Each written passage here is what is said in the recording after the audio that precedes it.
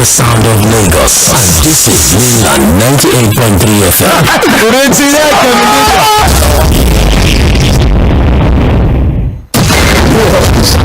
To bring normalcy and redecorate is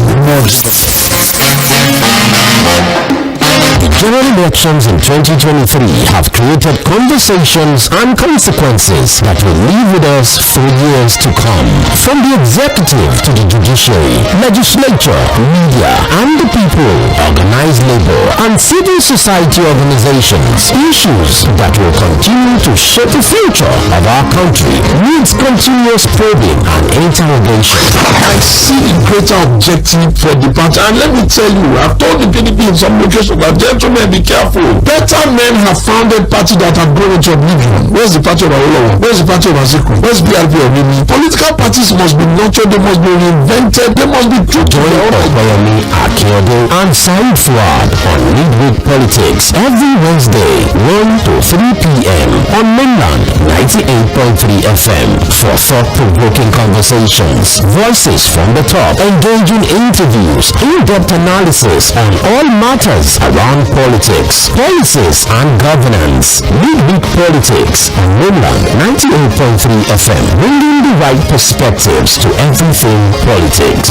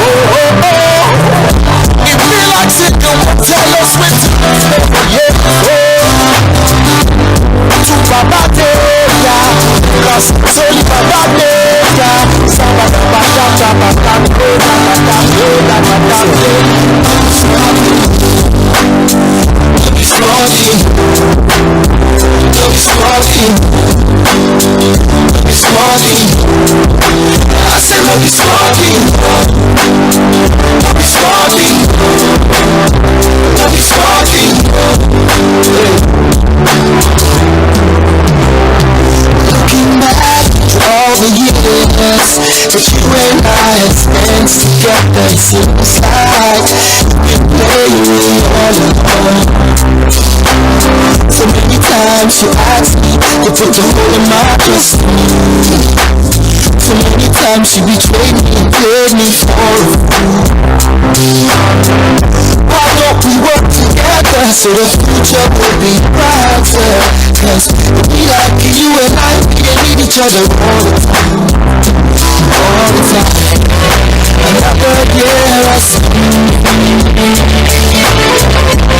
And now you want my trust once more.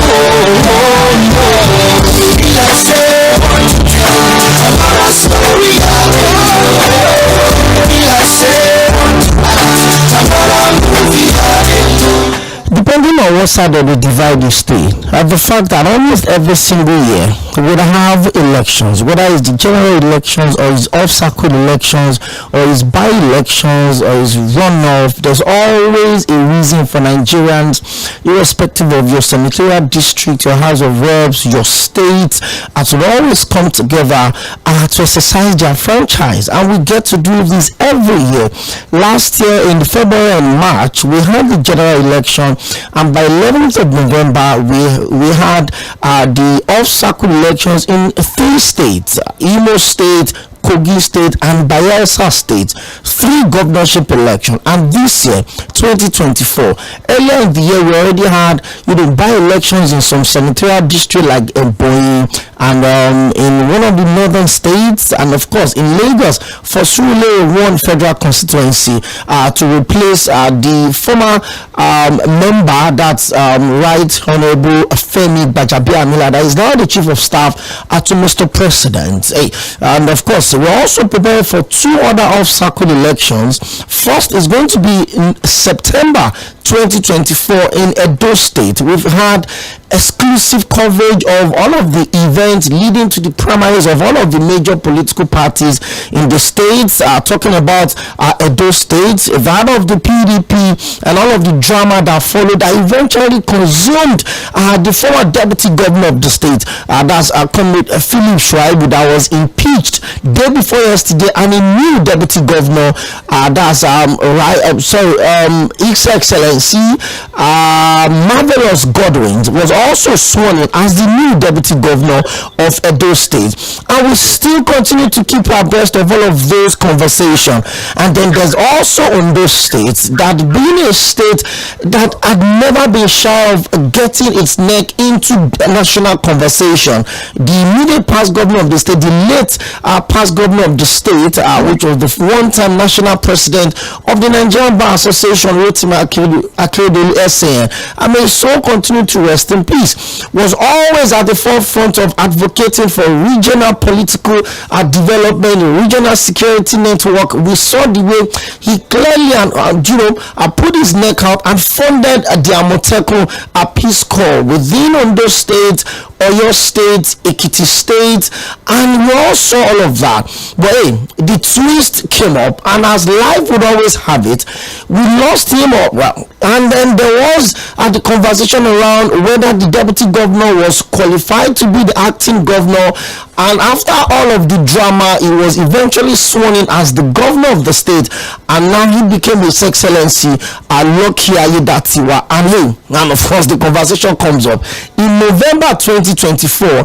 Ondo State would also have its own off-circle elections where the people of the state across different local government, whether from Oyo, from Akoko Northeast, Akoko Northwest, whether from 𝒃𝒅𝒐, whether from Ondo West, for whatever part of the state they come from, would come together to choose who governs them for the next 4 years, who takes the state, one of the oil producing states in Nigeria, to the next level in terms of development and political conversation.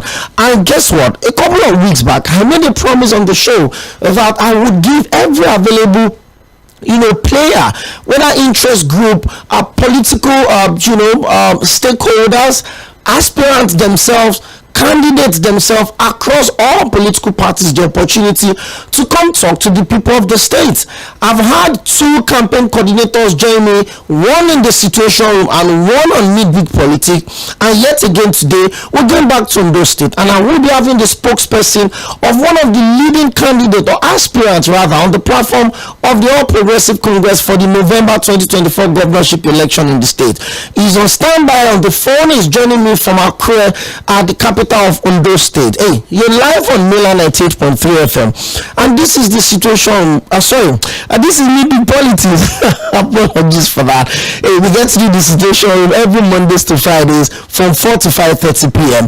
But because we always want to keep you abreast of every political conversations you need to know and that you need to be aware of, we also created midweek politics. This one comes up once a week, every Wednesday from 1 to 3 p.m. Myself and Said Fuad always come around to take you above the surface of the conversations you get to hear, the ones you read in the newspapers and the ones you get from your regular news outlets. We dig deeper, we investigate, we bring in the players, the stakeholders, the people of huge interest on whatever political conversation we choose to focus on. And today we're focusing on Ondo State ahead of the off-circle elections in November 2024. But before we continue, happy Eid Mubarak celebration to our Muslim brothers and sisters. It's been a huge holy month of Ramadan that had the Lent also in between. 2 weeks ago or thereabouts, we were celebrating the Easter celebration. That's the death and the resurrection of Jesus Christ. Today we're celebrating Eid Mubarak, and for everyone, and I'm sure the one why Said Fuad is not here. Well, quickly, today you came to the office earlier today. He said he came to mark his territory. So in case all of the RSVP comes later in the day, it will be remembered. Hey, we're here. I was here to give you everything you need to know in respect to the politics and elections in Nigeria. Today on the show, we're going to be focusing on putting the indices on politics and development. Mr. Olubenga Ajongbolo joins me on the show. He's the spokesperson for the 𝒓𴏞 𝒊𴟏 campaign organization. And let me break this down for you. The candidate is going to be speaking for today has huge now, huge numbers on his CV. I mean, he's been in the House of Assembly. He was in the House of Assembly rather from 2003 to 2011. And by 2015, he contested to represent 𝒊𝒏𝒈 Federal Constituency in the Federal House of Representatives in Abuja. By 2017, he decamped from the People's Democratic Party and joined the APC. And by 2019, he won the re-election to go back and represent the good people of 𝒊𝒏𝒈 Federal Constituency. And at that time in 2019, when he won his re-election, he was the only APC National Assembly member that came from Ondo South Senatorial District.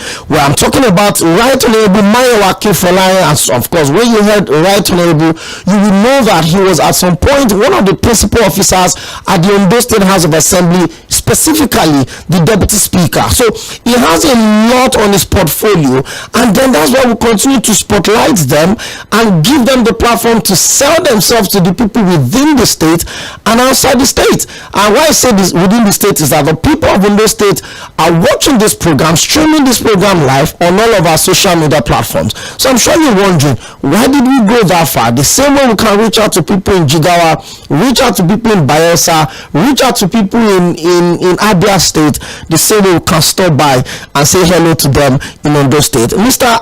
Comrade Ajongbolo, good evening. Thank you for joining us on the show. Good afternoon. Yeah, thank you for that correction. It's afternoon. And I'm sure you heard how we started the template for this program, the intro and the profile of your principal, Right Honorable 𝒓𴏞 𝒊𴏏. He's aspiring to be the candidate of the All Progressive Congress for the November 2024 governorship election in Ondo State. And I'm going to start straight up. But before then, you've always been an advocate of accountability in public office. You have a champion. You at some point worked with Code. Big shout out to Hamzat Lawal for an amazing job those guys are doing at Code. And of course, you also have your own interest. You're one champion. You've done a lot when it comes to welfareism and when it comes to accountability in public office, tracing funds. You've at different points, called into, into question the credibility of certain individuals.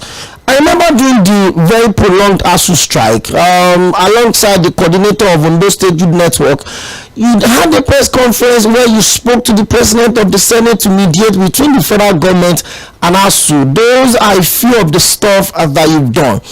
Let's talk about the recently signed student loan by President Bola Ahmed Tinubu. When you heard, some of the challenges or some of the bottleneck included in the process of applying for that loan, 500,000, you have to get a lawyer that had practiced for 7 years, you have to do this, you have to do that. And when all of that was reviewed, and then it looks like the loan scheme has a new face, how did you take it when the president eventually signed it into law that allows Nigerian students in our institutions to access loans to take care of themselves in school? Yes, thank you for me. That sounds long. When I saw the president speak, I watched the video and I just, I was, should I say mesmerized, because there's been a lot of back and forth on the bill, and a lot of opposition members, people that are not really interested in the development of the country, actually do that to attack the president and the presidency. But we're happy that we are now on the right path to actually give indigent students opportunity to access tertiary education without breaking bank. So I think I'm impressed that the president did not get discouraged, despite the fact that we had people actually took it to cleaners and, wanted to use the opportunity to, speak against the good work that Mr. President, President Bola Ahmed Tinubu has been doing. So it's a good one, even though there are reservations, there are concerns, and we know that oftentimes policies from government are not really 100% perfect, but we are on the right path, and I believe we have the right people who have the best head on their shoulders that can give us the best policies that will take the people from trenches in court now, give them good education, and because we understand or we believe education is the best key that can take you out of whatever situation that you are. So we're happy. Personally, I'm happy, and our campaign organization is happy that people from those states, most especially because that's the consulting we represent now, we have opportunity to, have access to quality education in our tertiary institutions. Okay, thank you very much. Well, it's my pleasure to now eventually lead into the conversation. The last few months have generated a lot of buzz in Ondo State.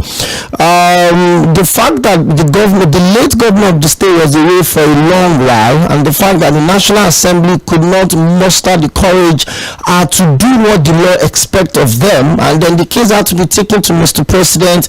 There were mediations.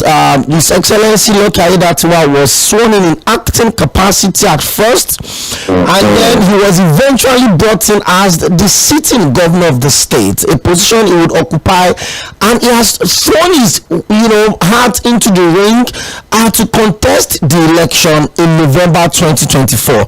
And in that process, a lot of candidates have come out to say that, the late governor, that's 𝒂ᴏ of blessed memory, would be happy or be proud for me to be his successor. The current governor said the same thing.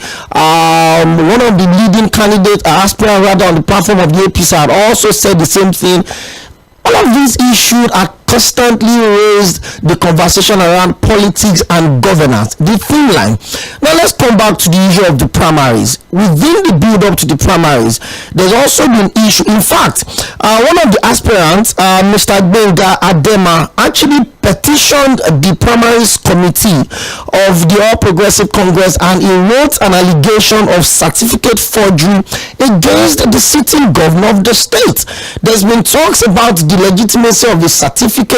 Maybe he wrote an exam before the school was accredited, the number of O-level results he came from. I'm just giving all of this so that you would know that at some point on the show we switch over to that conversation. But let's come to talk about Right Honorable Mayowa Kefolari, the former Deputy Speaker of the State House of Assembly, represented 𝒂ᴏ Federal Constituency from 2015.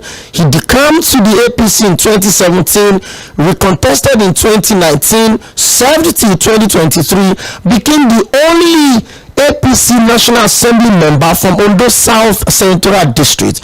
So I want to ask you, as the spokesperson of Mayowa Kefolari campaign organization, what is he going back to look for in that space within Ondo State politics? He's been there since 2003 and he's still there till now. Lead us into that conversation.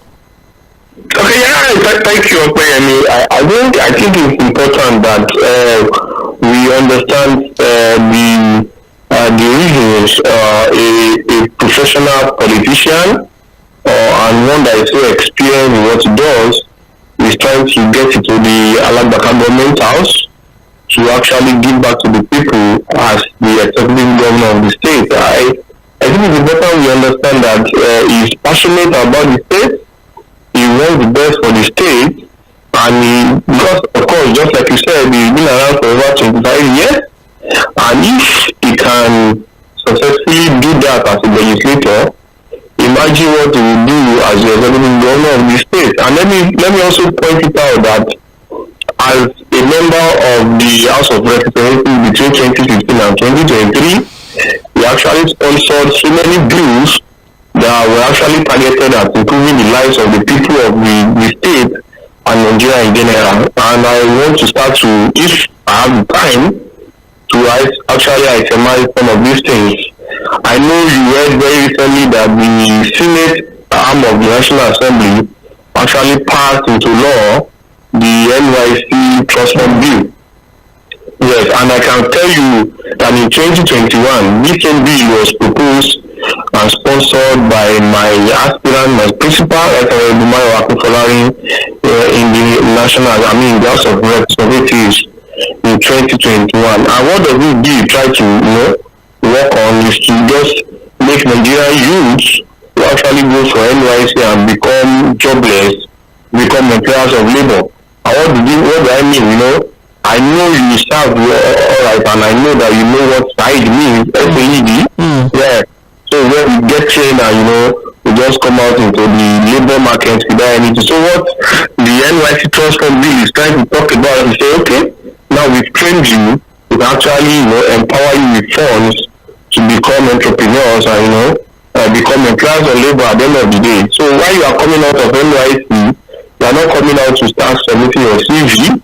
You are coming out to become a CEO in quotes now, and you become a better person, and at the end of the day start employing people. And also, as a member of the House of Representatives, actually sponsored a lot of this, including that of bitumen production in Ondo State. If you follow reports, Ondo State has the second largest bitumen deposit in the country. In the world. So we actually have not done anything significant in the exploitation and the exploration of that very beautiful resource in our backyard here. So in 2021, I was always the bill that why don't we have an agency that will work around this, just like the NNPC that does more on our oil and gas. But we also have bitumen. Then we can also do something around this thing. So if a legislator that understands politics and policies, you understand what the people need, you understand what they want, you also understand that we can only make people's lives better if we have the power to actually turn around their face. So that's why we said, okay, I've done 15 years in the House of Assembly and the House of Representatives. I want to become the governor of the state, so that I can have more power to influence and better the lives of the people of Ondo State. Okay, a lot has been said, and as expected, as the spokesperson of the campaign committee, you will certainly sell the brand which you're representing. But let's ask again, within the period your principal, was Right Honorable 𝒂𝒑 was in the House of Representatives, and in the House of Assembly first, then the House of Representatives. That's a long time. Let's talk about the zoning conversation in Ondo State. Now, let me take you back a little to what is happening in Ondo State, a neighboring state. And I know for one that you've also been keeping interest in what is happening in that state. The major political parties in the state, well, if you consider the Labour Party as a major political party, they've been the only one that decided to go to Edo South, rather, to pick the candidates. The PDP has stuck with Edo Central. The APC has stuck with Edo Central. The NNPP in the state have also stuck with Edo Central. And I remember when I had the spokesperson of one of the aspirants in Ondo State also come up with this conversation. And I want to ask you, what is your take on the hush conversation around the zoning in Ondo State? Does it favor your principal if he eventually becomes the flag bearer of the APC in the state? Of course, it does. Even though I will not admit that the conversation around the regional stuff or the zoning that we're talking about, there's no law or constitutional backing to these things. It's just to give the people that sense of belonging. That because we have three senatorial districts in the state. So if a man from the northern district just left, it is natural, and the man before him was from the central, so it is natural that the next person that is going to come should come from the southern district of the state. So it is just for sense of belonging to actually tell the people that you matter in the scheme of things. So it is expected. And my aspirant is actually from the Ondo Southern Senatorial District of the state. And just like you said, at a time, you were the only member in the National Assembly that was from the South in the APC. That's to tell you his grassroots network. That's to tell you he has a contact everywhere. That's to tell you that he has the sagacity and he also understands the politics and politicking that happens either in his constituency or across the senatorial district. So the zone is favors him, and in Ondo State too, a lot of the political players have actually sanctioned giving that the ticket. In fact, almost all the parties to the people from the Ondo Senatorial District, Ondo South Senatorial District. So the famous thing, he has represented the people from Odigbo in the House of Assembly 2 times. At that time, he was the deputy speaker. He has represented Odigbo 𝒂괏 federal constituency in the National Assembly at the Green Chamber for 8 years. So everything favors him. He has the statewide connection. He has the, just like we call it, the Abuja connection too. He knows people. You see, one of the selling points of my candidate, of my aspirant, is that he knows people. He knows you by your name. He knows your word. He knows your unit. He knows where you represent. He knows where the shoe pinches you. That is why even in almost all his campaigns to the party members or to the party stakeholders, he's saying, let us bring the party back to the people. Because these are the persons that do the campaign. These are the persons that leave their homes in the morning and comes back at night. These are the people that spend even their money to make sure the party stands. So, but at the end of the day, when the government comes into power, he leaves these people and abandon them and at the end of the day they get frustrated and agitated. So you understand that when you understand politics and when you play your politics well, it's going to actually help you as a sitting governor, to actually influence and push your developmental programs. Okay, thank you very much. Now, you talked about the bitumen deposit in the state. That is one of many other resources that are available in that state. I mean, as a proud son of the states, I know one or two, and I haven't also spent, my university days in the same school, in the same vicinity. I think I have a little idea. But the bulk of those resources have to be human capacity. The state is blessed, especially with a young, teeming population that want to have a say in who becomes their governor. Now let's talk about the industrialization policy of your principal. If he eventually becomes the governor of the state or wins the primaries, what are the things he intends to do to bring, how do I put it now, to industrialize that state? The state is not having so much when it comes to production and exports. The state is obviously a consuming state, especially looking at the other neighboring state around it. But the state is blessed with land mass, it's blessed with water, it's blessed with a lot of resources. What would he do if, peradventure, it becomes the flag bearer of the APC or he wins the election? Okay, yeah, thank you, Okwemi. Thank you for always identifying with us. Thank you for being a son of the soil and also not abandoning us this very time period. Yes, my aspirants actually have a lot to do around industrialization of the state and actually picking up the pace to become the best among the 30 states in the country. And I think the first thing that I always tell people wherever I go and wherever I have been to is that we need to understand that we now have the opportunity to generate our own electricity, and there's no nation or community or society that thrives without stable and constant electricity. So this is one of his major concerns, and this is what we have drawn up a lot of roadmap and policies about generating our own electricity, distributing them and translating them. I don't know how you put those words. The generation, the transmission, yeah. So that is one of the major plan. Because we believe that when you have 24/7 electricity, you can become anything.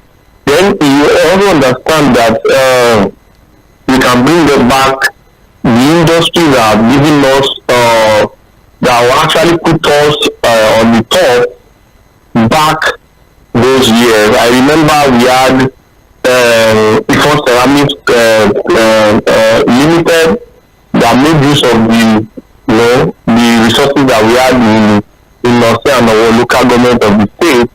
We also talked about revising, if possible, and working with private investors on bringing back glass. It might not come back with that name, but the Elijah area for most state and Ethiopian has the best sand that is used for this glass production everywhere. In Nigeria today, people build houses and 80% of the houses are more or less glasses. We have them in abundance in those states, and we can bring back this thing. So he's saying, if the government cannot 100% do this thing, then we are bringing in investors that could work around this companies. There was also in Ondo town. I know you are from Ondo, we actually dealt with furniture and trees and a lot of different trees in our forest that were used in furniture, and these are the companies that have gone down that can be brought back by either the government or with in partnership with private investors. So these are the plans that we have, and do not also forget that Ondo State is an agrarian state. We have a lot of cocoa plantations. We do more of plantations. We have a lot to do around cassava plantation and all of that.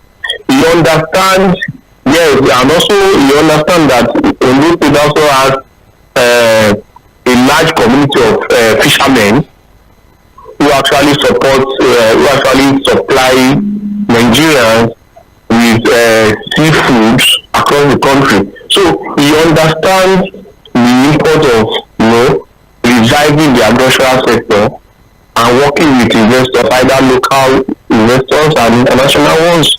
Because you cannot run away from the fact that there was a time that in fact in the southwest of Nigeria, the western region, cocoa was actually our mainstay. Sure. And this same cocoa was used to build the University of 𝒓𝒏, then University of 𝒓𝒏. At the time, we had a TV station which was christened, I remember a song, first television station in Africa. These are the things that the likes of Baba Awolowo and Akintola used our cocoa economy to do. So my aspirant understands that agriculture cannot be pushed to the back. Because I can tell you sadly that in the southwest today, food prices are actually the highest in Ondo State. So if Ondo State and Nigerian state and agricultural state cannot provide for its people, then we are failed. So my aspirant understand this thing, and has put up a policy that will encourage local farmers to be more productive. I also encourage private investors, either in Ondo State, in Nigeria, or at the international level, to actually bring their money into the state, and invest and bring food to the people, either in their purest of form or on the food chain now. So my aspirant has a lot in place to turn around the fate of the people, reviving industries, making sure electricity is 24/7, and also making sure agriculture become the main, or if not the main, the major part of our economy. Okay, thank you very much. Well, I've been speaking with Comrade Olubenga Ajogbolo. He's the spokesperson for Mayowa Kefolari campaign organization. Mayowa Kefolari, Right Honorable Mayowa Kefolari, is one of the aspirants for the governorship election in the state. The primaries of the APC in the state was initially scheduled for this month, but we're hearing rumor, unconfirmed yet. But let's keep our fingers crossed. Now let's talk about something you mentioned the other time. You talked about the Abuja connection. I've always been really careful when it comes to the issue of, oh, this person knows this person. But again, you have to face the reality. Politics is about who you know. It's about a game of numbers. It's about a game of interest and lobbying. Now, there is the conversation around the incumbent governor. That's Right Honorable Olubenga.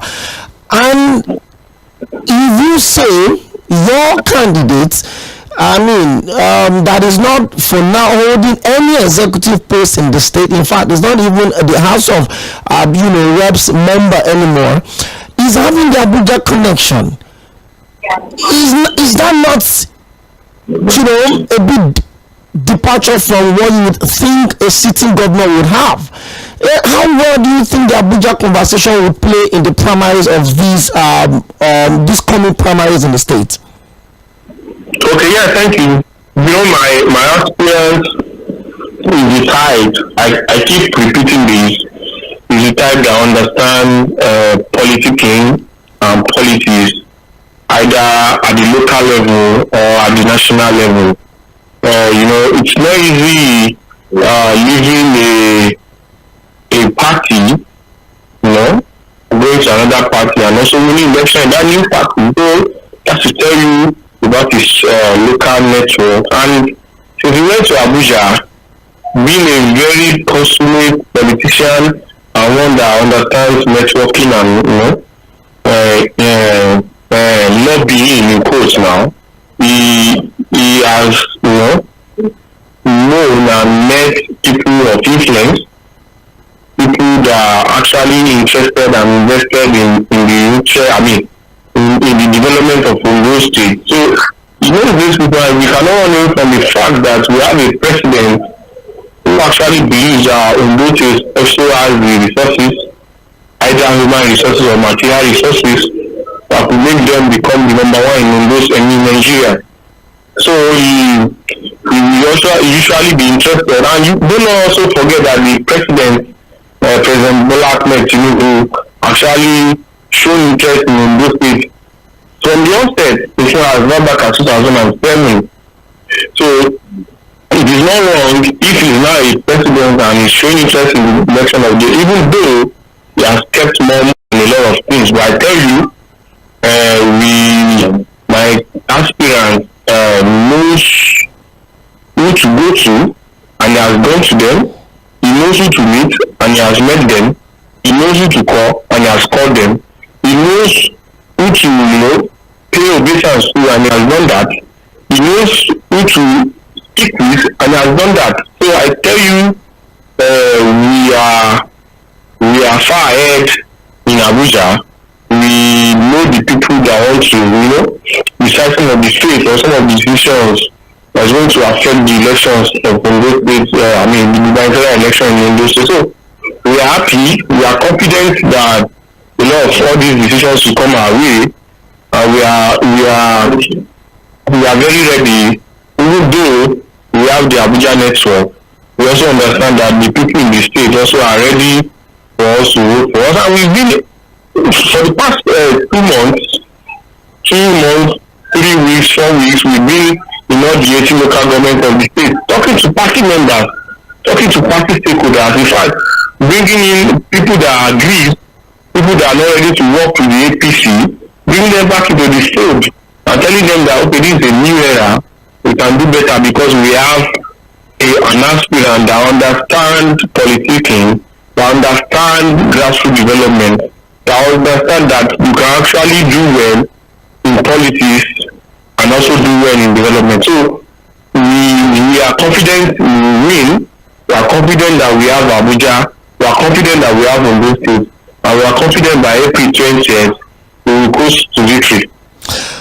Okay. We're still going to stick with the conversation around the incumbent governor, and I'm not, being specific about him, but because he's a huge person of interest. In fact, as at the last I checked, all of the aspirants on the platform of the party were screened and cleared. But there's been conversation around certain issues, and I want to have your opinion about it. Are these the regular politics as a build up to the election, or some truth can be found in some of these allegations? Like I said, one of the aspirants, Mr. 𝒃𝒂𝒈, actually petitioned the committee that screened all of the aspirants, and the petition was against the sitting governors, allegations of forged certificates. This is huge. States that have had a line of former governors that have been elites. They've had a doctor that's talking about Dr. 𝒂괏𴑐𝒍𝒂𝒈𝒃𝒂. They've had the late 𝒔𝒊𝒂𝒂, an educationist. We've had the immediate past governor, of course, late 𝒂ᴏ 𝒂, a senior advocate of Nigeria. That means we're talking about elite nature of the governors that the state have always produced.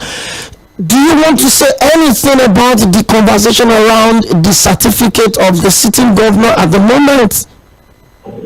Yeah, it is. I wouldn't want to go ballistic, on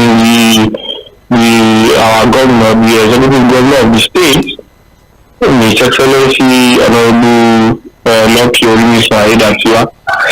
But we cannot run away from the fact that it is going to be a huge downgrade if in Ondo State that we know that there is no family, no matter how remote or no matter how close, now poor that they are, that does not have a university graduate. I can beat my chest to that. That will tell you that in Ondo State we value education, and we frown against fraudulent acts. We frown against forgery, either of certificate or documents. We frown against taking corners, going through corners, to get things that you want. Let me set an example. In Ondo State, we've had late Baba Michael Adekunle-Ajasin, who was our governor in the 80s, and Baba late Adebayo Adefarati between 1999 and 2003. These people were pure educational. In fact, they were head teachers. And you know what it meant to be an head teacher those years. That's to tell you they understood what education means, they valued education, and they pursued it to the local. We had a governor who was a university don. Late Dr. 𝒂ᴏ𴑚. He was a university lecturer at the University of Ibadan. We had a medical doctor, Dr. 𝒂ᴏ𴑚. He's a doctor, medical doctor at that, trained at 𝒂ᴏ. We had a lawyer, late 𝒂ᴏ𴑚, who became a son, advocate of Nigeria, who was, just like you said, the president of the Nigerian Bar Association in Nigeria. These are huge, profiles. And then 1 year later, I want to settle for someone that had issues or that had issues with it. Why the relief of what we should be talking about? It should not be. So I will not fault Honorable 𝒃𝒂𝒈, who actually petitioned the party to talk about the certificate of Mr. Governor. It should not come from Ondo State. This is Ondo State. What we value more or most is education. And if at this stage we are reducing the highest office in the state and giving it to someone that had issues in his life, then we are going below. It's a big downgrade. So I will not fault Honorable 𝒃𝒂𝒈, and I will say that I have taken a good step, and I wish the party either in Abuja or in Akure, determine or give the ticket to the best man in the list. And that person is Right Honorable Maywa Akintola, who of all the aspirants has never had any issues with the certificate. There has never been issued of any forgery against him. There has never been issue of misappropriation or malfeasance. There has never been an issue of him taking money from someone. There has never been issue of him getting involved in palliative, siphoning. So why would the APC settle for someone that will give them headache either before the election or after the election? Do not forget the Bayelsa issue. That why the party was actually enjoying and celebrating that they already won the governorship election. Then the government came that the deputy governor did not disagree with. So we have to be very, very careful that the party will not settle for what that will give them, either pre-election issue or post-election issue. Okay, very well. I will soon let you go, but we're still sticking to the conversation. And the next I'm going to ask has to do with the issue of, what Ondo State can take out of the state. One of the issues that we've had with our economy in the last few years had to be the issue of exporting. And you made mention of some of the potentials that the state is having at the moment. But what are the plans that your principal is having in terms of opening the state up for investors, whether they're coming in or, state producing things that can be exported? And secondly, the security issues in the states. One thing you must give credit to the late governor, that's the immediate past governor of the state, 𝒂ᴏ 𝑆N of blessed memory, is the support, the finance, and the mobilization that he had given to the Amotekun. Is your principal, if he eventually picks up the ticket of the party and wins the election later in the year, is he doing anything in support of the Amotekun, or you think he wants to go to the way of establishing the state police? Two questions in one. One, how does he want to open the state up for commercialization? And secondly, what are his plans to maintain security in the state?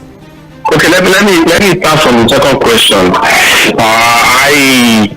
In one of our outings, the governor was actually particular about the security of the state.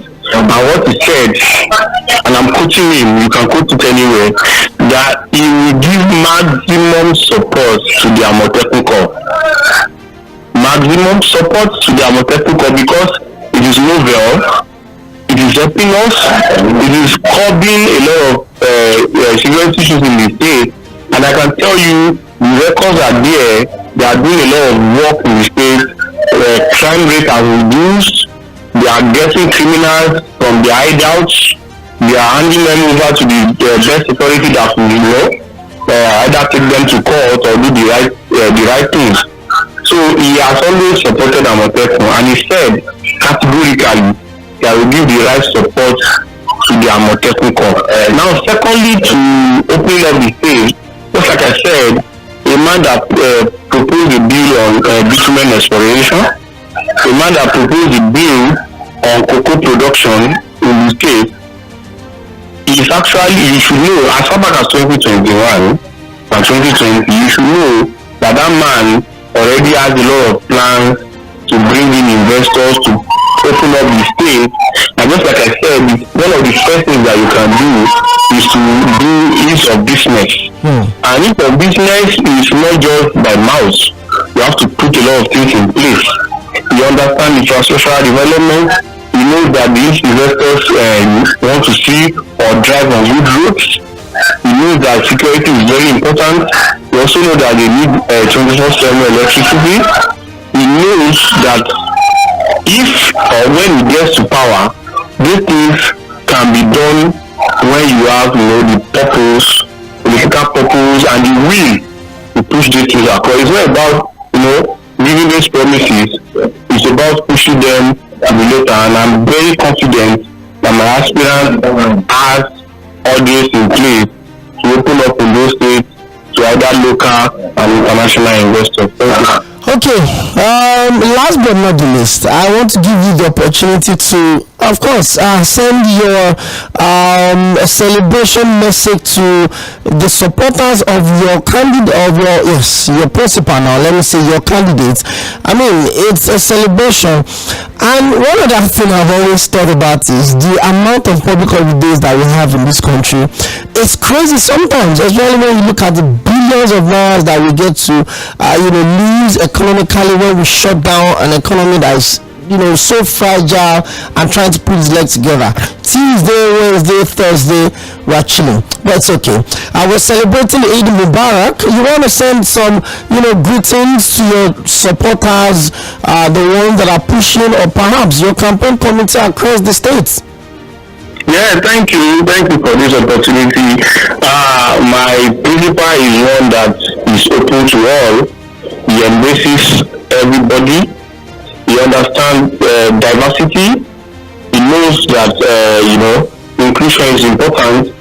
He knows that people are of different religion and culture. He understands that when you organize well, you can have everybody on board, either the Christians and the Muslims or even the traditional worshippers. So he's sending his greetings. He knows that the last 30 days was not easy because he, as a very true Christian, so he also fasts. And he knows that it is not easy, to deny your body some of the goodies that they need at the end of the day. But he understands that it is for the good of the family, which he understands that is the best society. I mean, the best unit of society, from the family to the local government, to the world, to the unit, to the state, and the country at large. So he's celebrating them. I'm very sure wherever he is now, he's also in prayers, with them. I know some of our Muslim brothers and sisters are in UDE, if I'm correct now, praying for the progress and stability of the country. And he's also joining them with this prayer. He knows, and he's saying, very confident that next year, when this celebration comes up, it will be in the Alabaka government house. Thank you. Thank you very much. It's been an amazing time on the radio today. In furtherance of my promise, as always, I bring everyone of political interest, irrespective of where you are. If I can find you, then I will speak with you. I've been speaking with Commodore John Bello, is the spokesperson for 𝒂𝒏 𝒂𝒏 campaign organization. Right, 𝒂𝒏 𝒂𝒏 is one of the aspirants for the governorship ticket of the All Progressive Congress in the November 2024 off-circuit election in Ondo State. Thank you so much for being with us on the show today, and from all of us in Lagos, we say we wish you the very best and would certainly keep in touch with you. Thank you, I'll be Lagos soon. I'll call you. Certainly, it will be nice to have you come talk one or two things with us. Yeah, thank you.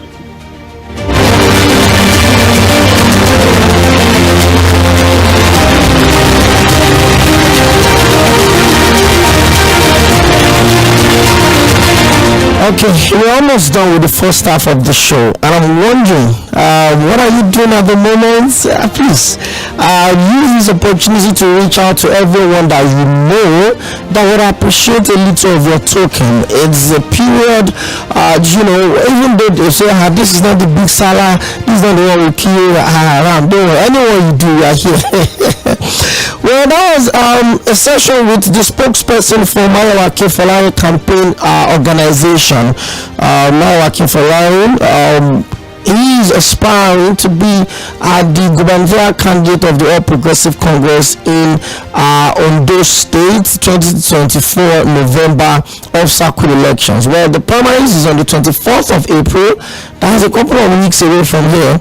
And trust us on Mainland FM, we keep you abreast of everything you need to know as a build up to those elections. If you followed all that we did for the off-cycle elections in November last year, we had contact all across the three states of Imo, Kogi and Bayelsa. We've also followed that of Edo State in details. In fact, in the Situation Room on Monday, the senior special advisor to His Excellency, the outgoing governor of Edo State, that's His Excellency Governor Godwin Obaseki, was with us on the show, and we talked about the impeached deputy speaker and the newly sworn in deputy governor, the newly sworn in deputy governor of the state, which is His Excellency Mr.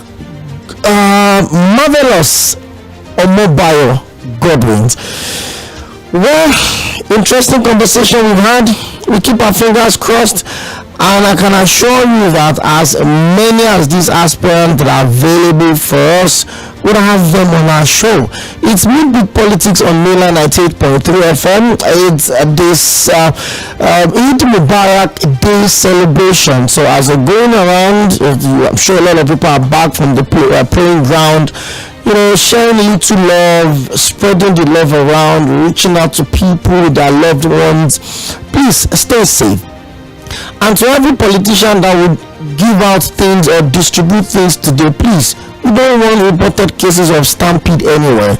Let's be order, let's do things in every aura of respect and dignity, so that people would go home happy.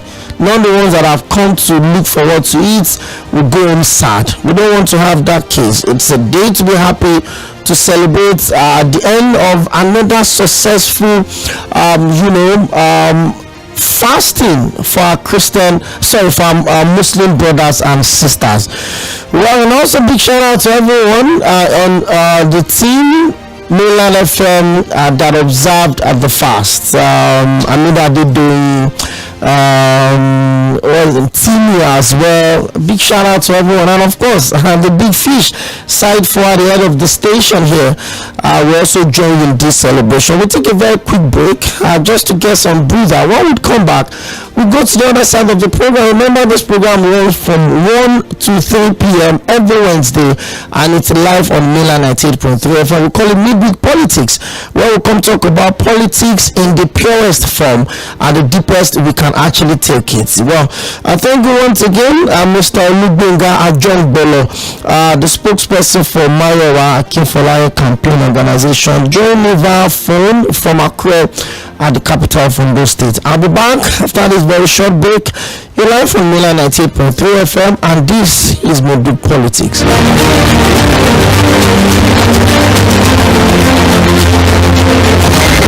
It's easy to bring normalcy and redecorate. It's not.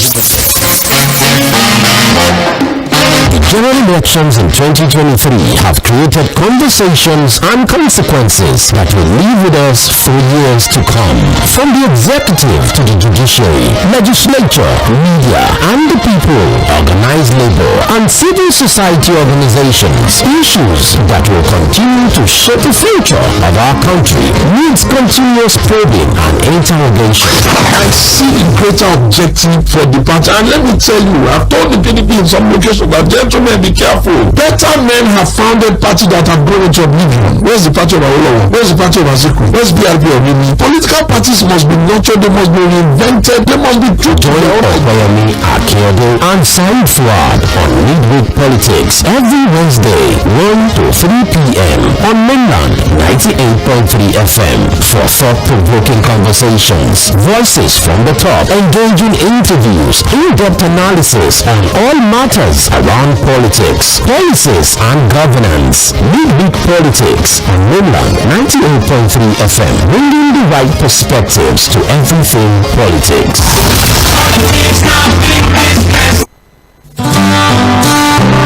Oh my God! Oh oh oh! It feel like it don't tell us what to do. Yeah. To Baba Deya, cause it's only Baba Deya. Somebody Baba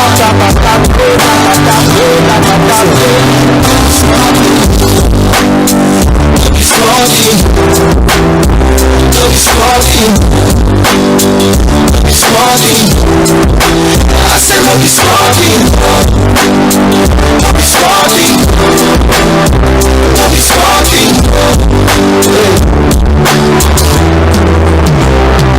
Looking back all the years that you and I have spent together, it seems like we play all alone. So many times you asked me to put the whole of my trust in you. So many times you betrayed me and played me for a fool. Why don't we work together so the future will be brighter? Cause it'll be like you and I, we need each other all the time. All the time. Another year I see. And now you want my trust once more. Be like say one to ten, another story I know. Be like say one to act, another movie I know. Be like say you want to go, another body I know. Be like say you want to go, another knocking you just like a no. We want to see another song we have in love. Be like say want to go, you want to go. See, all I wanna say is that they don't really care about us. Cause all they really want to do is just to get in touch with people. Cause they think that the money gives them the power. But the power is nothing if your people cannot get quality education. The power is nothing if your people keep buying disease and starvation. The power is nothing if your people have no peace. The power is nothing if your people cannot live in unity. See why you keep on deceiving the people, my brother, my sister. See why you make all these people to they fight one another. Oh no, only God can judge you now. Only God can judge you now. Only God can judge you now. Only God can judge you now. Another yes. And now you want my vote once more. Be like say one to ten, another story I know. Be like say one to act, another movie I know. Be like say they want to do another deceiving I know. Be like say one to die, another knocking you just like a no. They want to see another song. They want to see. Be like say they want to go. They want to dance. I dedicate this one to all of the shady politicians. But the promise and faith to make the people live in harsh conditions. Dedicate this one to all of the shady politicians. Why don't you change your ways? Change your ways now. Make the people live the way they're supposed to live.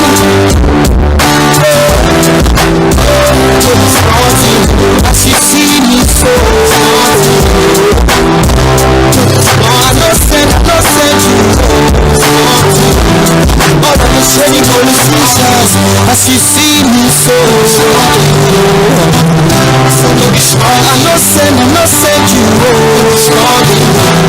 all of the shady politicians.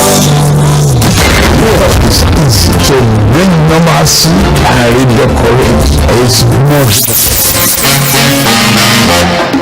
The general elections in 2023 have created conversations and consequences that will live with us for years to come. From the executive to the judiciary, legislature, media, and the people, organized labor, and civil society organizations, issues that will continue to shape the future of our country needs continuous probing and interrogation.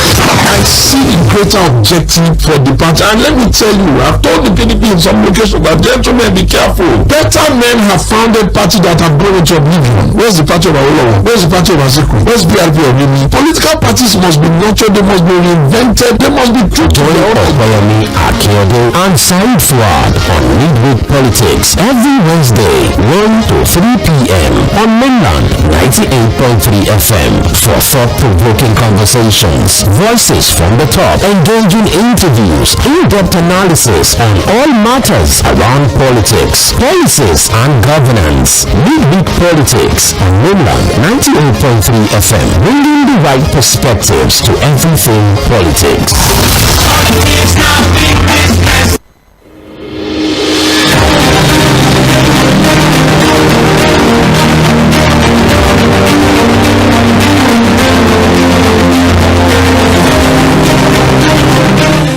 Well, we're still in the mood of celebration, and more reason why I'm doing on the show today.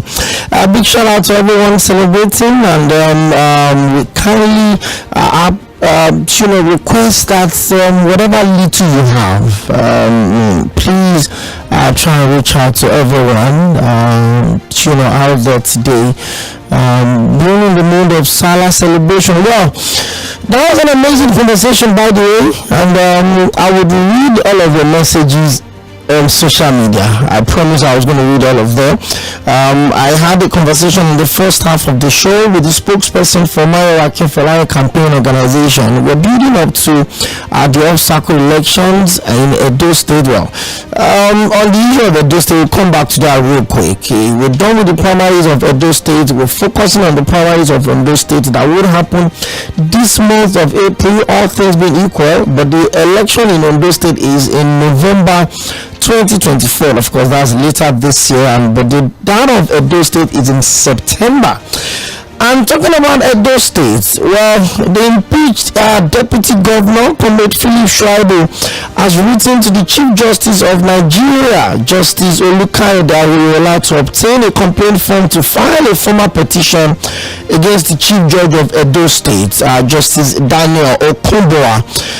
Remember that Akono Shuaibu was impeached on Monday by the State House of Assembly following the adoption of the report of a 7-man panel set up by the Chief Judge of the state. The impeachment panel had investigated allegations of misconduct and perjury leveled against the former Deputy Governor by the State House of Assembly.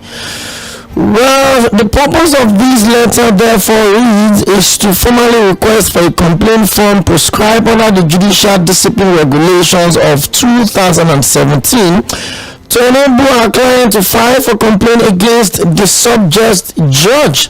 Interesting times. Well, remember on Monday, after he was impeached, Comrade Philip Shuaibu was on national TV, and he talked about the fact that his impeachment was unconstitutional, undemocratic, and that his stance was against tyranny and imposition. Those were the words he used on Monday evening when he gave that interview on TV, and he had gone out to say that he's going to challenge the legitimacy of his impeachment. And he's done that, and I'm sure that's a fall within his right as a citizen to challenge whatever he feels was unjustly done to him. But the state seems to have moved on, because a few hours after the deputy governor was impeached, there was a new deputy governor that was sworn in. That's His Excellency Marvelous Omobayo Godwins, a 38-year-old engineer. He was the candidate of the Labour Party for Akoko Edo Federal Constituency in the 2023 general elections. He was the candidate, not an aspirant, a candidate for the House of Reps for Akoko Edo Federal Constituency on the platform of Labour Party. About a year after, he's been sworn in as the deputy governor on the platform of the PDP in the states. Election is what it is, politics is what it is, leadership is what it is, and governance is exactly what it is. Well, the impeached deputy governor has challenged his impeachment, and he says, Why not? I have the right to question the process or the manner at which I was impeached, but a lot of people have asked so much questions. I've seen the rise and the fall of Comrade Philip Shuaibu, loved by all, respected by all. I think I was privileged to meet him sometime in 2022 or thereabouts, when he was registered as a part player with the state sponsored team, that's Bender Insurance, playing in the Nigerian Premier Football League. He was playing for them even as a deputy governor. I mean, that shows how, young or within that space that it could function. And I remember after they had a draw away from home, can't remember what stadium was that, and we had an interview with him.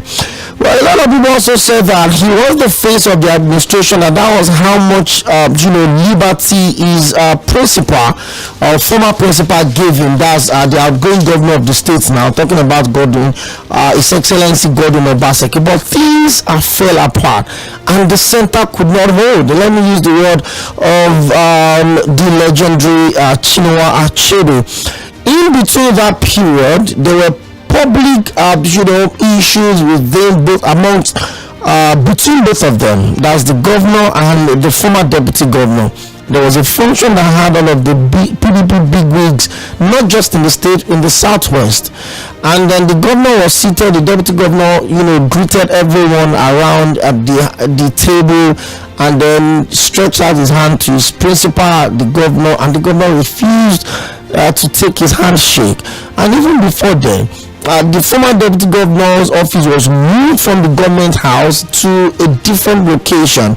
There are also reports that his media aides were withdrawn and reassigned, that funds were not released to the office of the deputy governor, and there was some face saving and fence mending reconciliation attempts between both of them, that even the governor came out to say that don't worry, he's apologized, he's still my son, he's still my this. And even the former deputy governor also came out to address the press and he says, hey, it's a family business, we'll have our way around it. And he pledged loyalty publicly to the governor of the state, and he says, I'm going to be loyal to my principal, I'm going to do whatever he wants me to do. But in the word of the senior special advisor to the governor on youth affairs, Honorable Shedrack Odibaye, he talked about the fact that the former deputy governor was over ambitious, and that's exactly where I got a bit confused. Who determines the extent of someone's ambition? So for you to come say I was over ambitious, it means that you've put a limit to how far I can go. The whole conversation around zoning, which was the card that was played, is not a constitutional issue. It's basically a gentleman agreement. The Labour Party in the state did not follow the zoning. They went for a candidate from Edo South. That's the former president of the Nigerian Bar Association, Mr. Olumide Apata, is from Edo South. The Labour Party did not go for Edo Central. So it's not like they all align with the conversation like, oh, all of the political parties should give the tickets to candidates from Edo Central. The APC did, the NNPP did, the PDP as well gave their ticket to Answed Godalo, that is from Edo Central. We keep our fingers crossed, but it seems we've not seen the end of the drama in Edo State. Well, we focused on Edo State today, and I can tell you that before the week runs out, or perhaps before the month, I will give you as much as we can the candidates or the aspirants across different political parties in Edo State. On Facebook, 𝒍 Johnny says, okay, thank you so much for your participation in Nigerian politics. Really enjoyed our beauty, guys. Thank you. Father Ebumi Osimura says, thank you for the greetings. Okay, today is your son's birthday. Okay, I don't usually take this, but for the fact that we're celebrating Salah today, I will. Okay, I will say, join me wishing my first son, Mr. Odele, blessing, happy birthday, more divine wisdom and knowledge and good health and long life for him. Amen. And also wish our gallant Night Brigade Garrison commander and all the Nigerian Armed Forces and men, including our gallant Alhaji Fuad. Okay. For Mosi Mural and Army Barracks, Ikeja Cantonment, a friend of the house, we celebrate the birthday of your first son, Mr. Daily Blessing. Thank you very much. That down Facebook is also dropping and says, since the president came into power, he's been putting the square pegs in round holes. Look at the ministers. All have been disasters. Okay. Thank you very much for reaching out to us on Facebook. Now it's time to open up the conversation. 0913-600-0410. The tides and the fight for the tickets of who becomes the flag bearers of both the PDP and the APC in Ondo State is on. And as at the last count, the Ondo State APC has about 16 aspirants, for that includes the sitting governor of the state, His Excellency Governor Lucky Oniso is among the 16 aspirants that were cleared on Monday to run or to participate in the primaries later this month. And the People's Democratic Party also have 8 aspirants who have picked up the ticket and all cleared to participate in the primaries also this month. In fact, all of the political parties will have to conclude the primaries before the last day of April 2024, so that INEC can take in the names and release the final candidates that will flag all of the political parties. Let's see how all of that would eventually work out. 0913-600-0410. What do you have to say? What story are you covering? What issue are you monitoring? And on the issue of the electricity tariffs, I don't know what band you belong to, whether you're band A, band B, band C, or band D. But I'm sure I belong to band W if there's anything like that. That's how difficult it is to get electricity supply in my area. But what confuses me the most is the fact that if you fall under band A, and because there are reports that a large percentage of the people that falls under band A don't even have prepaid meters. Yes, about 20% of band A users, according to Vanguard newspaper, don't have prepaid meters, and the prepaid meters are said not to be readily available. That's what the operators are saying. So there are fears of estimated billings that could haunt businesses, especially small and medium scale enterprises. It's difficult. Well, interesting. Are you enjoying electricity supply in your neighborhood? You want to talk to me as well? 0913-600-0410. What exactly would be the fate if you fall under that category for band A, and where your tariff had moved from 66 naira to 225 naira, and you don't get electricity supply? Do you think the increment in this tariff that have been pegged only to band A users would still not come to band B, band C, band D? And one thing I found out yesterday is the fact that it's only normal for you to pay more if you're enjoying more light than everybody else. So if truly you enjoy 22 hours per day or 20 hours per day, you can't be paying somebody like me that is on maybe band W or band Q, where we hardly see light for 1 hour in a whole week, or maybe 2 weeks we see light for just 2-3 hours. I mean, it's quite logical. But what do you make of that? 0913. And do you think that these changes in the operations is what is going to lead us to our land of glory in terms of fixing the electricity challenges that we have in this country? Do you think increasing tariffs to generate more monies for the discos, that is distributing companies, do you think generating more monies for them, according to what the Honorable Minister of Power had said, that Nigerians don't have we don't know how to manage electricity, that when we go out in the morning we leave our freezers on, and even when we come back home for a walk and want to relax with our friends outside, we leave our AC running till before we come back? it's some issues left and right. I'm not wanting to use the wrong word at this point, but do we think, or can we all say that the increment in these tariffs would help us to get at least some logical level of electricity supply? Small businesses are folding up because you can't sustain the business. If the little profit you get, you pump it up on buying petrol or diesel, it's a lot of problem.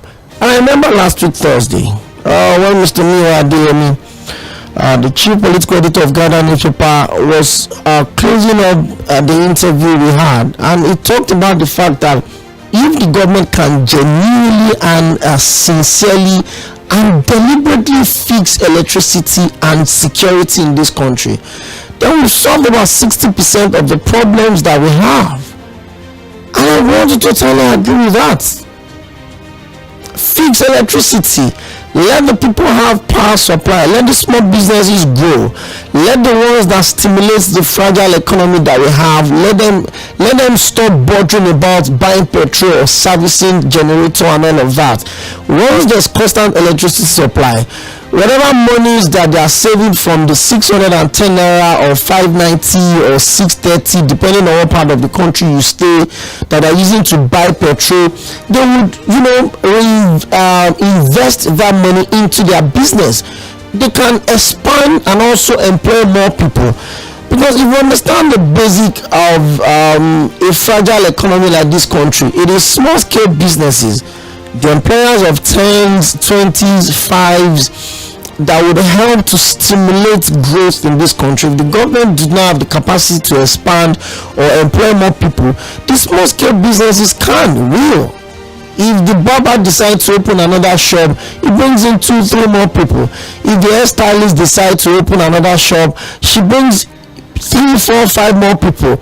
If the fashion designer decides to expand and open more places, they bring in more people. Small businesses, the people that sell frozen foods, these are the people that can help to stimulate growth, that reduce our unemployment rate and give this country some level of sanity.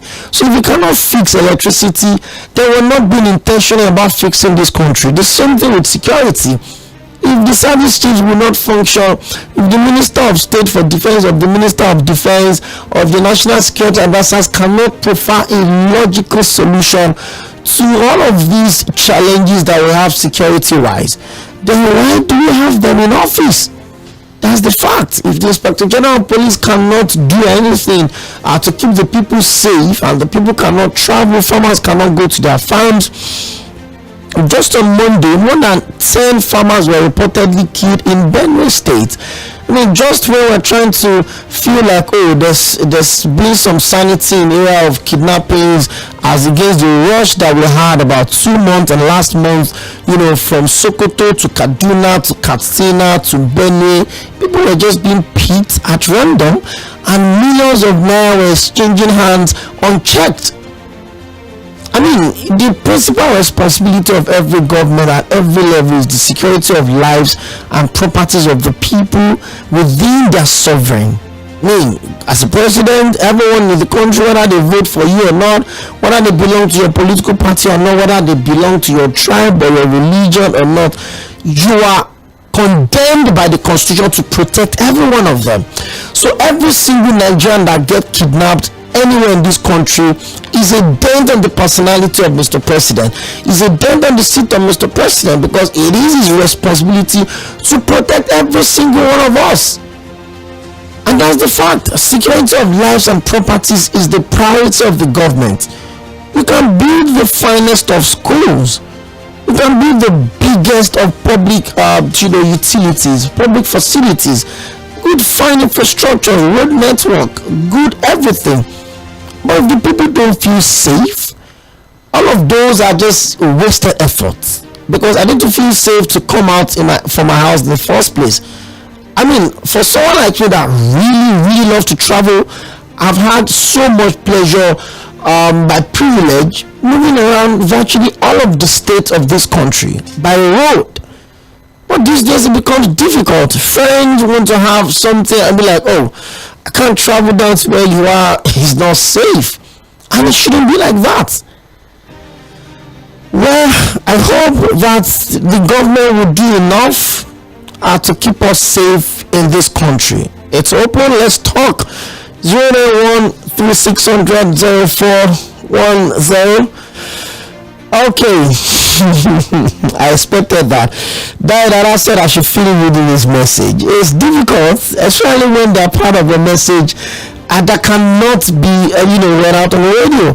But I acknowledge all of your efforts, and I always thank you, Dada, for reaching out. Hello, good afternoon. Hello, good afternoon. You're welcome. I greet you. I greet you too. Yes. Your name, where you calling from? Yes, my name is Dampi from Igondo. From Igondo. And how is Igondo today? Yes, Igondo is calm. How is the celebration going? The celebration, I did not witness anything due to the economic hazard caused by this regime. So I did not witness anything. Okay. And we have been suffering from light. There is darkness everywhere. In Nepal, they will only bring the light like 30 minutes, 15 minutes, and they take it. Now, let me tell you something. You have already said it all. I'm even speechless and short of words now. If you know that you are a government, you are coming into power, what will the power do for you? You are using your power to affect and bring down the poor. Formerly we have the poor, the average, and the rich. Now there is nothing like average. We only have the poor and the rich. They increase the light, and we have not seen the light, and they say they increase light. It's what a shame. Look at what is going on in my state in 𝒂𴜏. That should be what this government should be targeting. At least they should be targeting, try and make sure we do not ask for them to pay us salaries. They should provide the basic needs which the government is supposed to do. These people travel out. I mean, they see what is happening in other countries.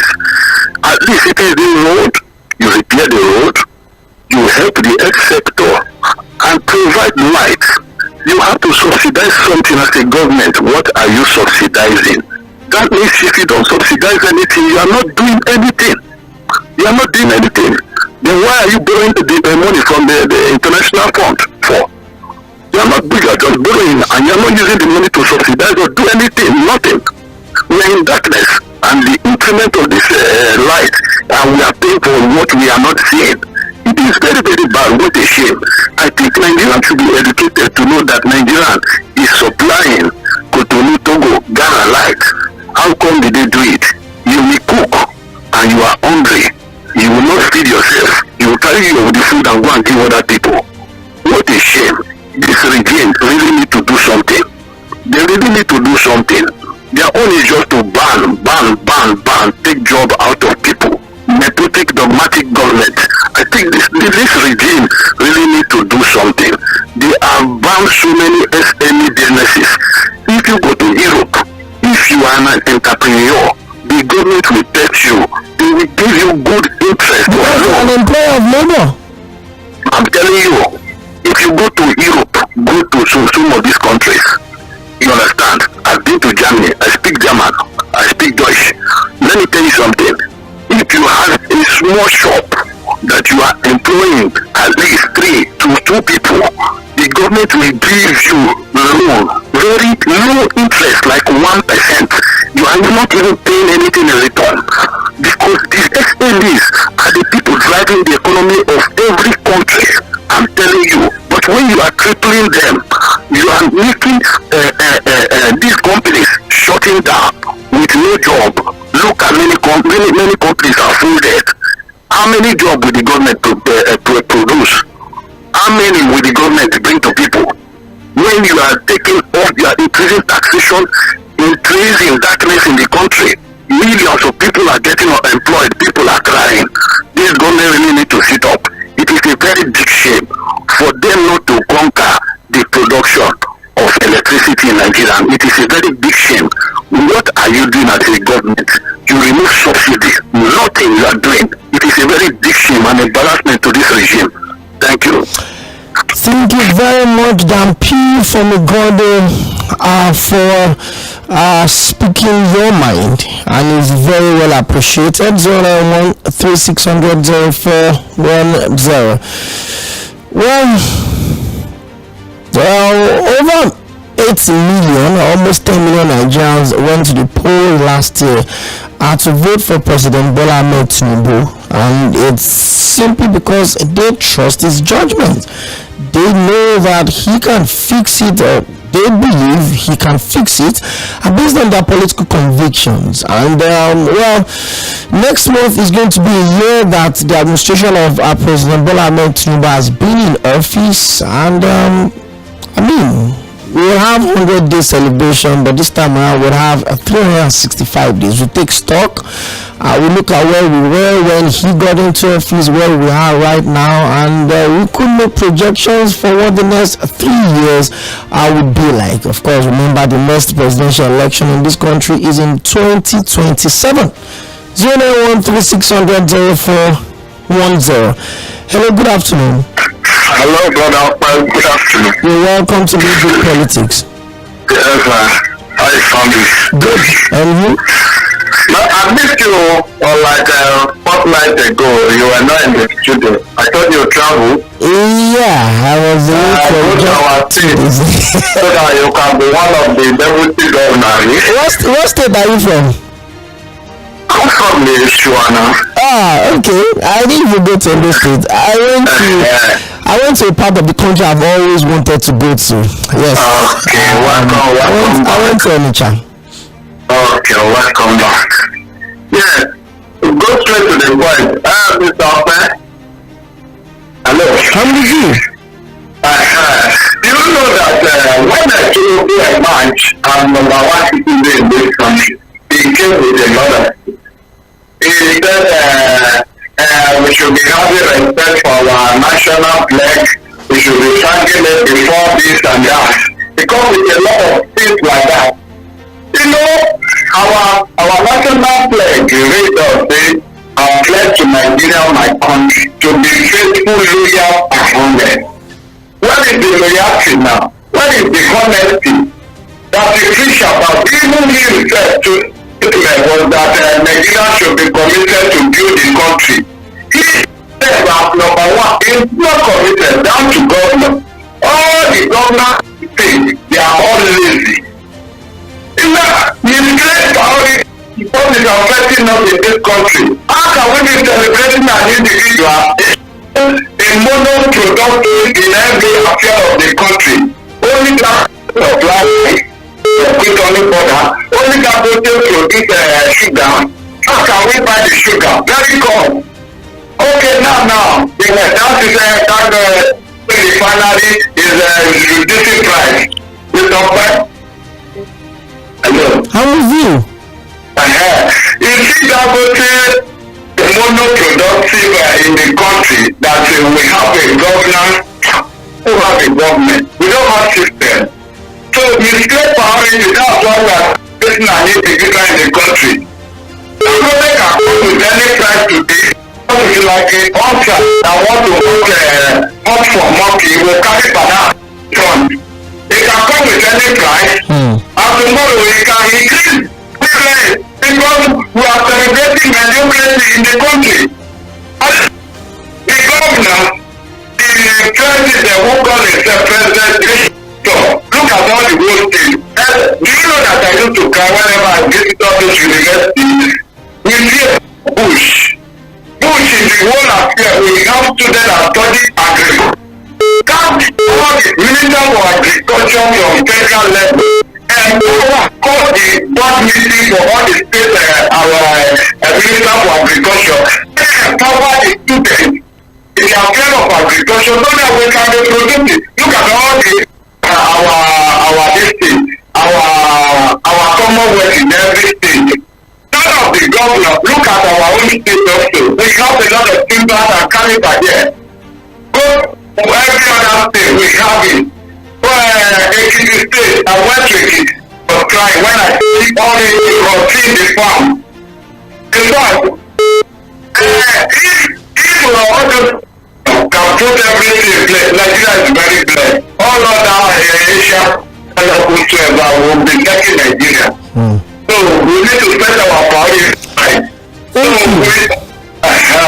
So God bless you. And God bless you too. So I'm calling from Oba. I know. Thank you very much, Mr. John. 091-3600-0410. Well, let's see how we can sort ourselves out. It's a Salah celebration, and then we're joining the entire Muslim communities all around the world. We're saying congratulations for the successful completion of the holy month of Ramadan, and we have 3 days holidays. In fact, let me not lie, let me own up at this point. I envy the people that are at home.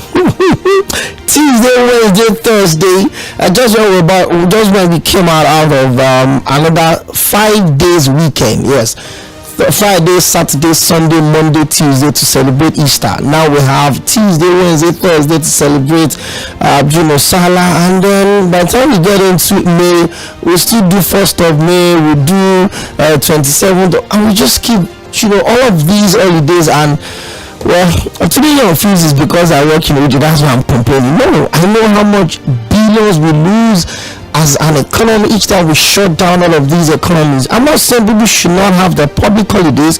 Enjoy it, it's fine. Hello, good afternoon. Hello, good afternoon, Pastor. You're welcome. My name is Ade, calling from 𝒂ᴜ. Okay, that's a bit far. You're welcome. Yeah.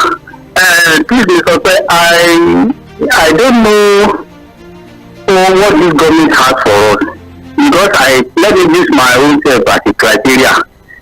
In the last 11 months now that this government has been in power, I can categorically tell you that what I have achieved in the last 6 months before that I started working up to this present, at least because of the condition of the country and the policies of my everything, bad policies that this government is bringing up, it has reduced my power, my income, everything. I have lost up at least 75% of what I have achieved. From 84 down up to now. I will tell you lie. I will not tell you lie. I'm very close to 60 years of age. I have lost 75%. I have a drug which I'm using to do so, to carry small things. I bought this 1,500 naira, which means I'm not going to use. How am I going to charge the people that go to carry this? Nobody is coming because nobody is going to market, nobody is going to buy any good thing. All the suppliers have shut down, they have closed down, they have left. So on that side, I'm jobless now. Secondly, on the issue of health, I have a drug which I used to buy from DSP. When DSP is in Nigeria, I used to buy drugs about 10,000, then about 10,000. Now I cannot find the drug market. I went to ask my pharmacy. He told me that I should go and prepare 80,000 naira if I want to. For the same drugs? Yes. I have a little spinal cord problem, so which I'm using the drug to maintain. Tell me what I have done. I did not gain anything from this government. I did not gain anything. Instead, I'm going down. Every day, I'm going down. Please, if they want to kill us, if they want to kill people, and they can just all of us and die. They let them continue to live because they have killed us already. They have killed all of us already. You just see people walking on the road on the street. They are dead alive people. So I did because no, I did not do anything. If somebody will tell you if you are doing something, that's for me. But I will not deceive myself. Very close to 60 years of age. How many years remain for me? Which I have no government in practice of what I have achieved. Before that started working highly money. Which can what type of big government it is? This is not a government, this is wicked government. Thank you and have a nice day. Thank you very much, and please stay safe, stay healthy, stay alive. I think a couple of weeks back I made a post on one of my social media space that the best thing you can do to yourself now is to try all you can to stay alive. Don't fall sick. I mean, getting medications now, whether recommended or I don't ever advise people to self-medicate, by the way, but in whatever ways it comes, it's crazy. And the fear is that it will lead people to start looking for alternative means of taking care of themselves. Or perhaps they start going to the roadside, to get some of these medications, and you know what I mean. They start going trado ways, and I don't have any problem with that. But some of these things, it doesn't go through the clinical testing, so you don't even know the right amount of those that could work for your body, and it could eventually lead to organ damage, and it's another line of problem on its own. And I really think the government needs to pay attention. Somebody just texted me and said, before electricity, he said Benjamin is texting from Shobile, and he said, before electricity, let's talk about water. Why is the Nigerian government finding it difficult to provide essential commodities to the citizens, especially the government of Lagos State, with the money they are making on daily basis? And why can't they make water available for Lagosians? Now, how can a government that can't provide ordinary water provide light to the citizens? Benjamin from Shobile. Back to the phone lines. Hello, good afternoon. Good afternoon. Good afternoon. Join us. Your name, where are you joining us from? Thank you. My name is Madam Salah. Madam Salah, welcome. Thank you so much. Okay. Happy celebration, by the way. Well, alhamdulillah. Thank you. Okay, please, sorry to ask you this question. I'm very sorry. You normally take the 𝒂𝒏𝒈𝒄𝒂𝒈𝒃. I didn't get your question. You take the 𝒂𝒏𝒈𝒃. Sorry to ask you the question. I have to speak my answer. Do I take what? Pepper soup. Do I take pepper soup? Yes, 𝒂𝒏𝒈𝒃. I'm a Lagos boy now. Okay. You know why I'm asking? You know why I'm asking this question? You know why I'm asking this question? Go on, please. Can you hear me? I'm with you, Madam Salah. I want you to try your brain. You understand? Find one cool time. Find a place. You try your brain from anything. Just think about this country for 30 minutes. Is it a country that can be fixed or not? For me, the answer is no. When you have a malaria and gradually it's graduated to cancer or whatever, that's going on any repair, any medication. Am I communicating? I'm with you. A group of people call themselves, either you can call them political bandits, they can be cartels, they can be mafias, they can be cabal. The whole this country has for long. That nothing will work in the country without them accept of panic. If you look at the government, it's occupied or command by such a people. You talk of power sector, okay? The $15 billion that Obama just paid for one loan that me and you are paying today. The same money China used to generate 35,000 megawatts of like then. China has over 1 million plus megawatts of like. About it inherit 6,000 megawatts of light. We spent $3 billion. Between now, it's just between 2,000, 3,000. It cannot even go to 4,000. Are you getting it, sir? I'm with you. This is a country with 250 million people. This is a country that are regarded as the biggest, the most populated black nation in the whole world. This is the country that's considered as the giant of Africa. Then here we are. You talk of defense. Look at the people that you mentioned that is in charge of defense.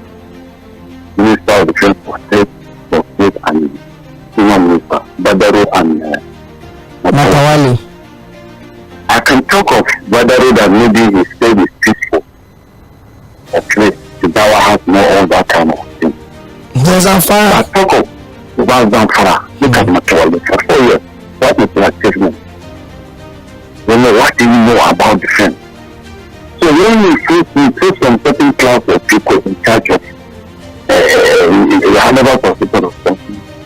Already from the beginning, you know you cannot get results now. Now, coming back to this power that the bankrupting, I be bankrupting, whatever that I claim. Okay? Me and you should expect more darkness time to come. Within these 2 hours tonight that we are getting, we don't get it again. You know my reason?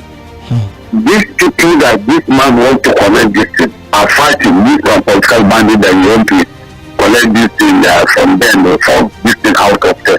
They will make sure they solve this policy, you know, to the need. You get me, okay? So when you have a country that is more security, more power, what do you expect? You expect more crime, you expect more disease, because people are dying today because of ordinary malaria that you can use 1,005 to treat. You understand? So I don't think that we have a country for now. And for me, I mirror my mind. I look at myself, I look at my age, and now I struggle to put food on top of table for my children to eat.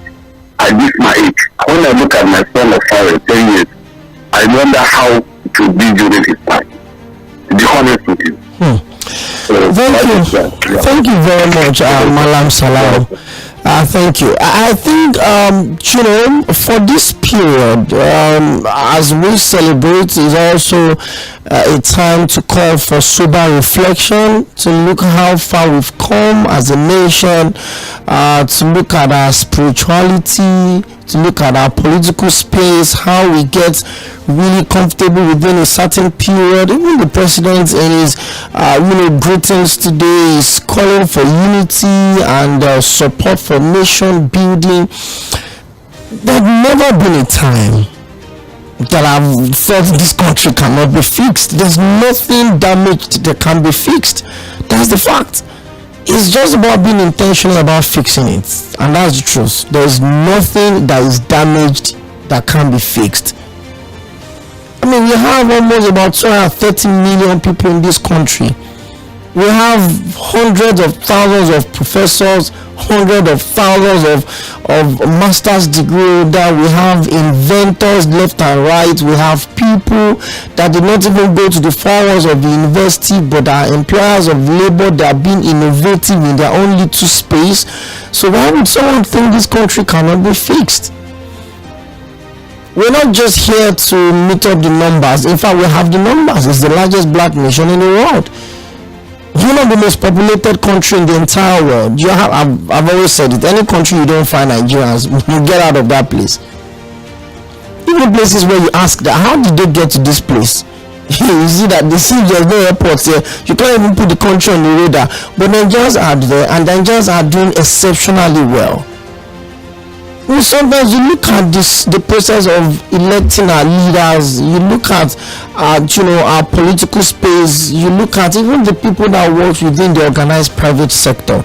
Some of us are quick to point fingers at the failure of the government. We understand the policies always come from the government, the decision always come from the government. They lay the marker, they put down the template for even the private sector to work on. But if you know what is going on within the organized private sector, they will know that even government owners, let me use the street word, they are playing.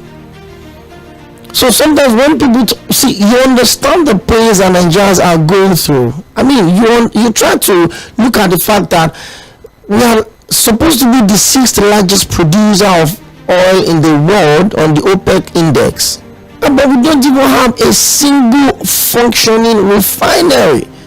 And you ask, why is this so difficult? They told us the Port Harcourt refinery will come up in December. They moved it to January. They said there was some concession conversation coming up. This is April. Today is the 10th day of April 2024. How do we even explain that we have so much around ourselves, so much grains? I mean, you look at an agro-based states like Ogun State, like Ondo State, like Jigawa State, like Plateau State, like Benue State, and Nigeria is suffering from food crisis. A single tuber of yam cannot take care of a family of 5. It's not even affordable. You can't get bread of 500 naira anymore. You can't get a cup of rice. It's difficult. How can we be having food shortage in a country where we have hundreds of thousands of lands that are not used, unoccupied? occupied, unguarded land everywhere.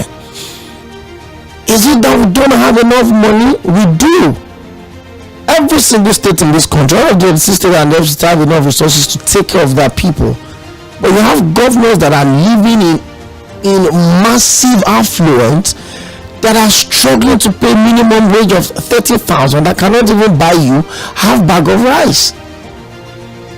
So you have a family of 4, father, mother, and 4 children, 6 rather, and the father is depending on the minimum wage. How do they take care of that family? How do they pay house rent? How do they take care of their utilities? How do they pay all of those things?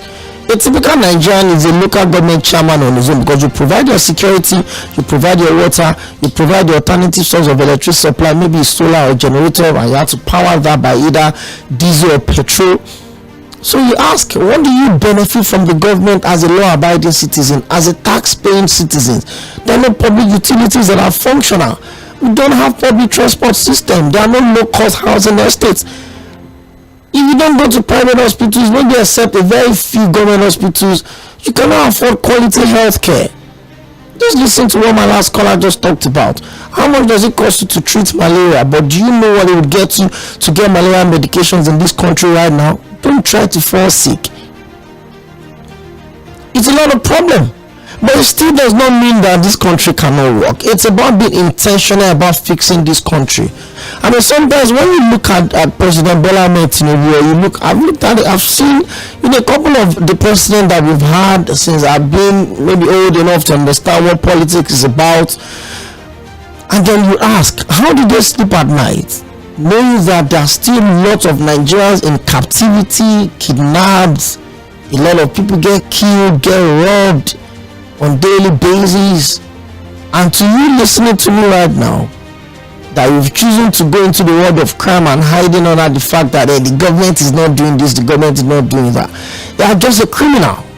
There's no justification for that. If we all hide under the fact that the government is not doing enough, then everybody should go into crime. So if you are hiding under the fact that there's no job, there's no deed, and you are committing crime, take government out of your mess. You are just a criminal. It's in you. It has nothing to do whether the government does this or the government does not do that. And it's just for the government to do the needful. Fix this country. It is not too much to ask for. We don't have 2 heads. We don't have 2 heads.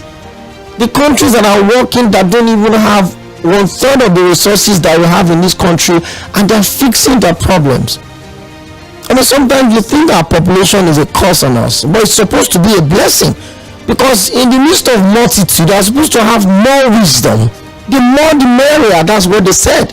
So when you have a population of about 220 million people, and you have about 66% of this population young people within the ages of 18 and 35, then you should sit down and ask yourself, how can you get the best out of these young people, young minds? Go to Nigeria, go everywhere.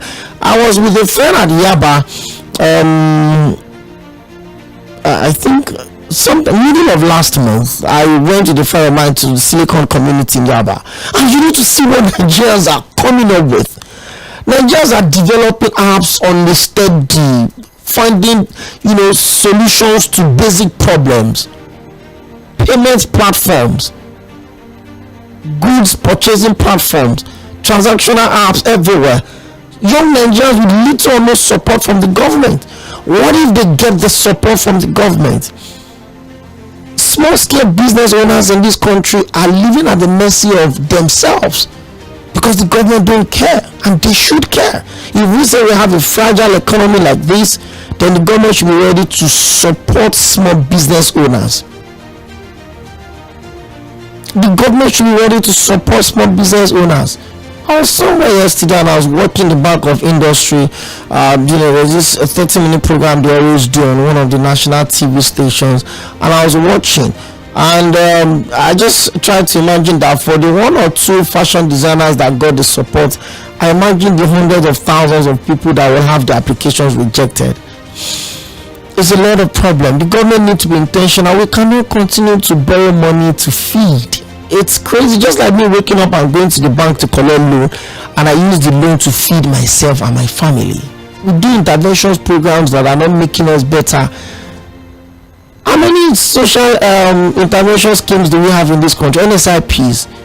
Today is Empower, tomorrow is conditional cash transfer, this one is homegrown feeding program, everywhere. But they're still not making lives of Nigerians better. Because once Paul gives, Peter collects. Well, I so much believe in this country. I was talking to a cousin of mine some years back, and she says, oh, if you have the opportunity to just wake up and then somebody presents you a visa to get out of this country. And I said, as the year goes by, my thought process will continue to change. And that's the fact. Is there anyone that would have the opportunity of leaving this country? If everyone leaves, what are we going to leave the country for? Go to the airport every day. You see the hundreds of thousands of Nigerians that are leaving. And when they say leaving, it's not everybody that's entering UK or entering US. Some very interesting countries, by the way. My last call for today. Hello, good afternoon.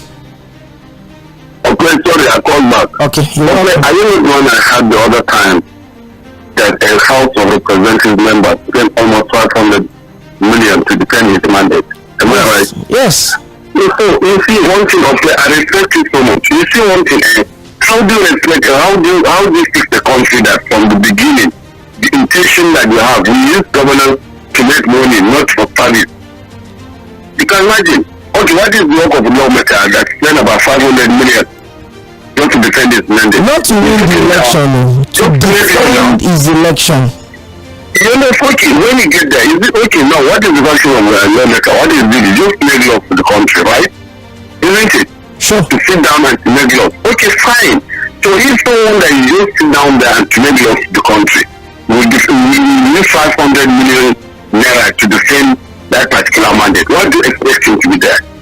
Okay, this thing reminds me the time of whatever, the guy, the House of Assembly member in charge of committee on NEPA, on power. You understand? You saw how the guy was messed up now when he was working and this.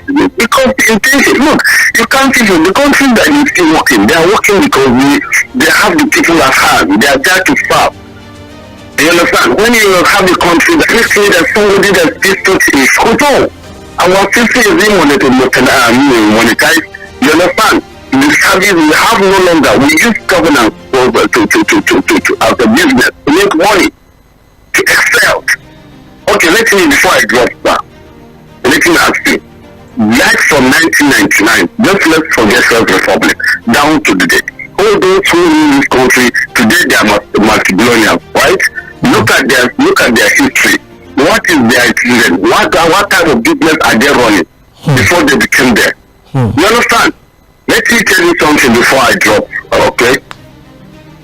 There was one particular minister, I don't want to call himself his name anyway.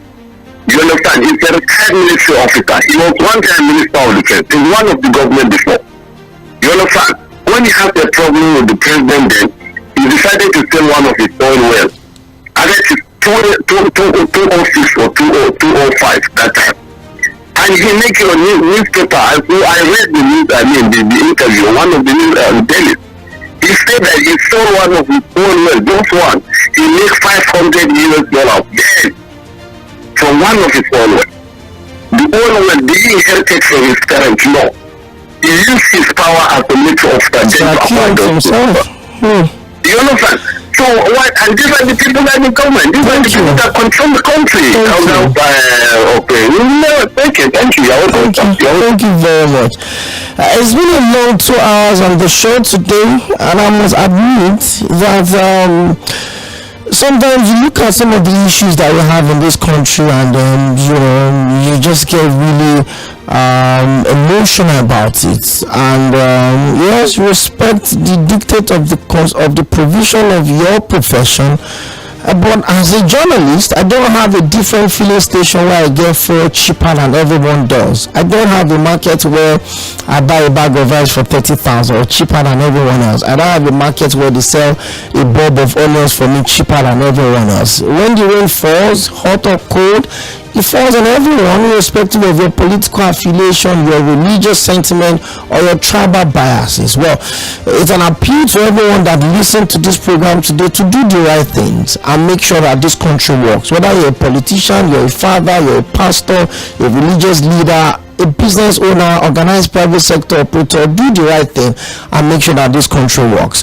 Thank you so much. Big shout out to Mr. 𝒃𝒂💈, the spokesperson for my 𝒂𝒑 campaign organization that joined me from Accra from 1 to 2 p.m. That's the first half of the show, and then we decided to keep it open.